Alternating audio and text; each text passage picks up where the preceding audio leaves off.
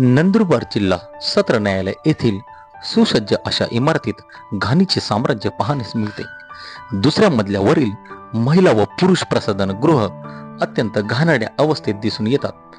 कित्येक दिवसापासून साफसफाई नसल्याने अत्यंत तीव्र असा दुर्गंध वास पसरत असल्याने रोगराई होण्याची दाट शक्यता नाकारता येत नाही. न्यायालयात सफाई कामगार आहेत का आणि न्यायालयात जर का कामगार आहेत तर साफसफाई का होत नाही असा यक्ष प्रश्न निर्माण होतो. इतक्या घाणेरड्या अवस्थेत असलेली इमारत, प्रत्येक काना कोपऱ्यात पान गुटखा खाऊन मारलेल्या पिचकाऱ्या यावर न्यायालयीन प्रशासनाचा कुठेही वचक दिसून येत नाही. जर का अशा पद्धतीने काही लोकांकडून घाण होत असेल तर यावर दंडात्मक कारवाई का होत नाही असाही सवाल जनतेतून व्यक्त केला जात आहे.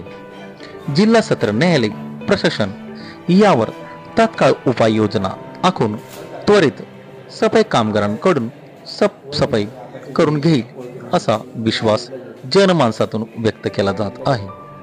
न्यायालयीन सुंदर स्वच्छ इमारत पुनर्वस्थेत येईल व स्वच्छ भारत हा संदेश देईल अशी भावना व्यक्त केली जात आहे. सध्या उन्हाळ्याचे दिवस असल्याने न्यायालयात येणाऱ्या नागरिकांना कुठेही पिण्याचे पाणी उपलब्ध दिसून येत नाही.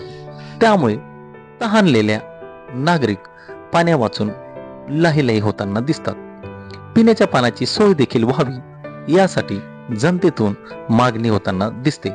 39 न्यूज नंदुरबार.